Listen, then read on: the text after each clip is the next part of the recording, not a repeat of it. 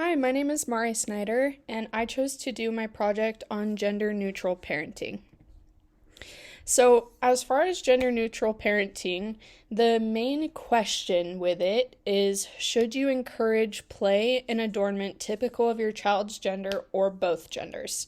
So, should you give your kids girl toys, or if you have a boy, boy toys, or should you have your girl's room the color pink and your boy's room the color blue, or should you forget about all those stereotypes and raise them without those gender specific things? So some of the key terms that I found while I was researching that pertain are, first of all, obviously gender neutral parenting, which is, like I explained, when parents raise their child without any preconceived gender norms. And gendered parenting is the opposite. It's differences in parenting attitudes and behaviors directed towards your boys and your girls. This is different than the idea of gender open parenting, which is raising a child not according to any specific sex, where you let them choose their sex. So this is a different thing than that. The other two things that will be important are implicit attitudes, are judgments or evaluations that we make without really knowing. So that would be kind of our subconscious. So we don't know that we feel that way deep down. And our explicit attitudes are the opposite of that, where it's how we know we feel consciously and judgments we make when we're aware of those things. So, as far as the trends, the study that I found that talked about this was a study done in the UK just this past year in 2023, and it showed that gender-neutral parenting is becoming much more prevalent as the years go on. And this graph just shows how in the study they observed people and wrote down the number of times they said specific words. So it kind of shows that society is influencing this change in gender neutral parenting, and more people are doing it in the modern world. Something that's also important to know is that parents have been shown to show differences in parenting the genders, specifically in vocalization, socializing strategies, and play. So for the argument for gender-neutral parenting, the main ideas that people have are that some of the negative things that come with gender stereotypes. So one study showed that already by the first grade, girls show more negative implicit attitudes. So deep down, they already show more negative attitudes about math than boys.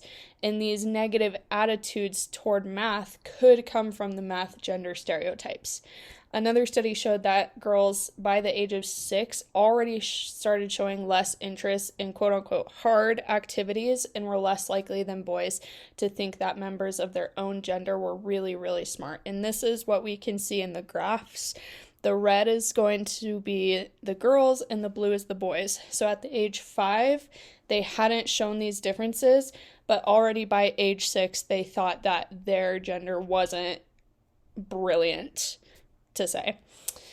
There has also been found to be a correlation between fathers' gender differentiated physical control and aggression in boys. And as far as why things that we haven't seen so far, but what they think is children can grow up freely, making decisions not based on society's view of gender. They don't need to force themselves to be something they're not. And they're familiarized with a wide spectrum of boy and girl activities before being put into society. Studies also don't show a correlation between gender-neutral parenting and sexuality, which is a concern against gender-neutral parenting, but there was no real correlation between what if they were gender-neutral parented and if they change their sexuality as they grow up. This could also result in higher self-esteem or self-confidence for children. As far as people who think against gender-neutral parenting, the main arguments are that there is not enough research on the correlation between individual child outcomes and parenting styles. So we haven't seen many real correlations between if they are gender-neutral parented and the specific negative outcomes. So we don't know for sure if that's the case, mainly just because of a lack of research in the area.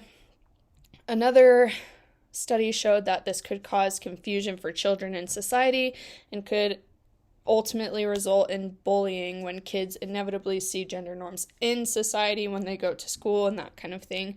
Parents can't completely raise their children in a gender-neutral way because they will eventually be put into society. One of the bigger claims is that there are genetic differences between males and females that we can't control. They're just there, and they shouldn't, and therefore children shouldn't be treated as if they're the same because they are inherently different. And they also think that these genetic differences should be celebrated and incorporated, not kind of lowering the gap between them.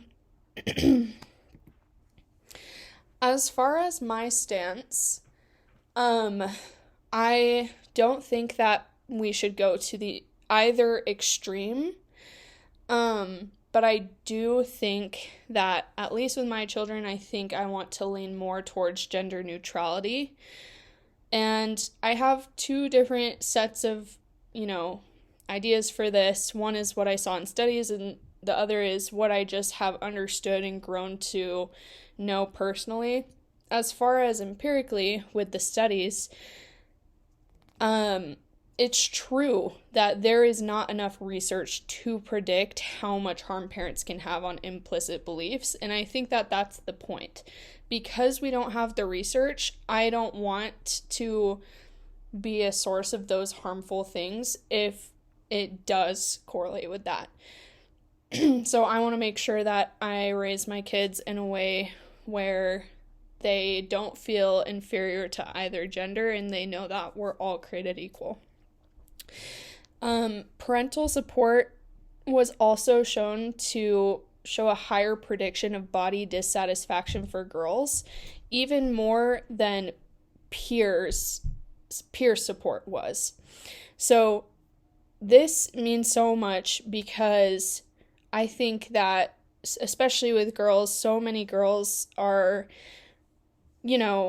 dissatisfied with their bodies, and if that comes from the way that parents treat their kids and how they show the genders and what that means, then I definitely want to lower that gap.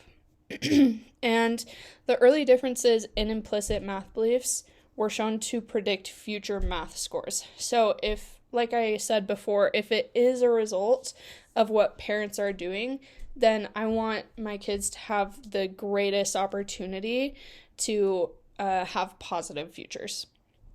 And then as far as in my personal life, I recently read a book called More Than a Body that talked a lot about young girls and how what we're told frequently by parents and friends and teachers encourages us to think that, the way we look is what's most important, and I definitely don't want my daughters or even my boys to think that that is the most important thing about them.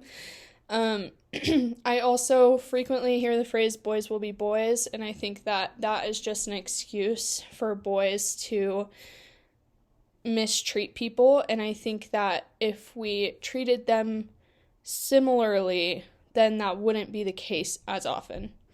And I also think that there is definitely ways that you can celebrate differences between the genders without limiting the goals that they have, their activities, and their beliefs about themselves. So that's how I feel. And here are my references.